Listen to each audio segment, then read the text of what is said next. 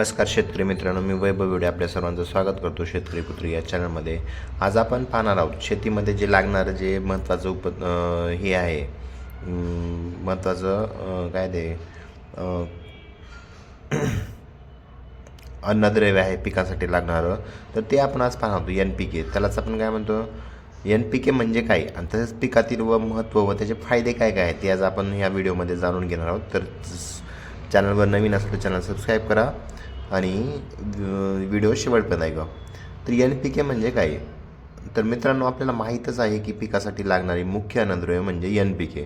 आपण पिकासाठी याचा सातत्याने वापर करत आलो आहे, पण खरंच आपल्याला या नत्र, स्फुरद आणि पालाश या अन्नद्रव्याचा कार्य आणि त्याच्या आपल्या विकासासाठी काय फायदा होतो हे माहीत आहे का तुम्हाला? यासाठीच आपण आजच्या या व्हिडिओद्वारे जाणून घेणार आहोत. तर चला तर मग सविस्तर पाहूया. NPK म्हणजे काय? N म्हणजे काय? नायट्रोजन.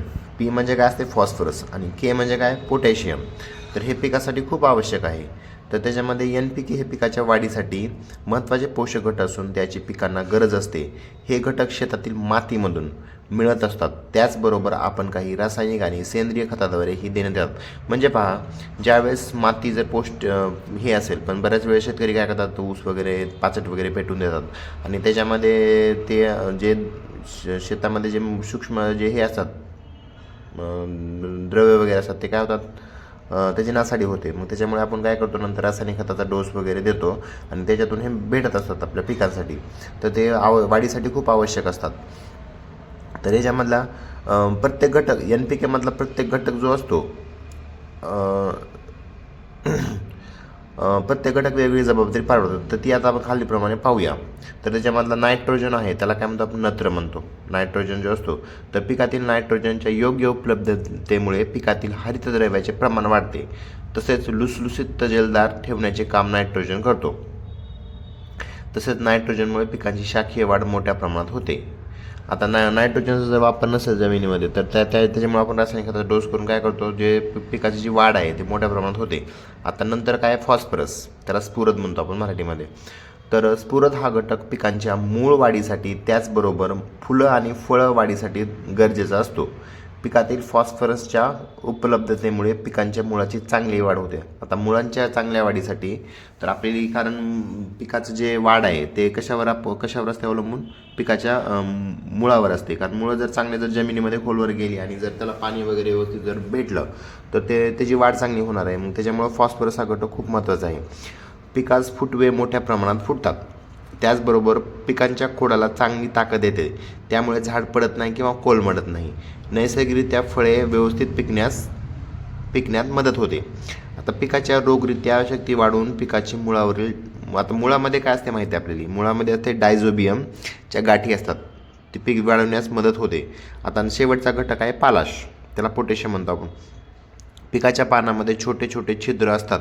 ही छोटी छिद्र प्रकाश संश्लेषण क्रियेसाठी उघड बंद होत असतात, ज्याच्या वाटे पिके कार्बन डायऑक्साईड घेऊन ऑक्सिजन तयार करण्याचे काम करत असतात. आपल्याला माहीत आहे, ऑक्सिजन पिकं घेतात का? नाही. ऑक्सिजन ते आपली देतात आणि पिकं काय घेतात? Carbon dioxide. जे हे असतात वनस्पती वगैरे ते घेतात कार्बन डायऑक्साईड आणि आपली देतात ऑक्सिजन.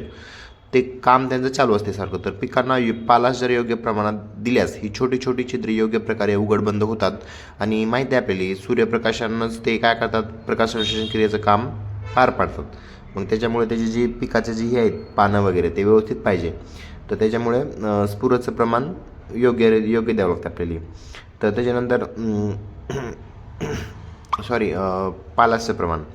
तर त्याचबरोबर ते काय करतात बघा, झाडाची जी अन्न तयार करण्याची क्षमता वाढते त्याच्यामुळं. कारण सूर्यप्रकाश केल्यानंतर झाडामध्ये हे येणार आहे, अन्न येणार आणि ते फळामध्ये पण येणार आहे. नंतर ऊसाच्या उदाहरणार्थ बघा, ऊसाच्या पानामधून तयार झालेले अन्न ऊसाच्या पेरामध्ये रूपांतरित होते.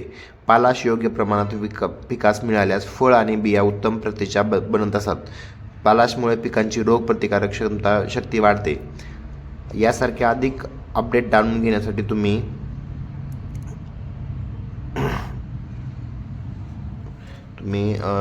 पूर्ण व्हिडिओ पाहू शकता. ठीक आहे. जर ही उपयुक्त माहिती जर तुम्हाला आवडली असल्यास तुम्ही लाईक करून शेअर करून आपल्या शेतकरी मित्रांना शेअर करा आणि माहिती कशी वाटली हे कमेंट बॉक्समध्ये नक्की कळवा.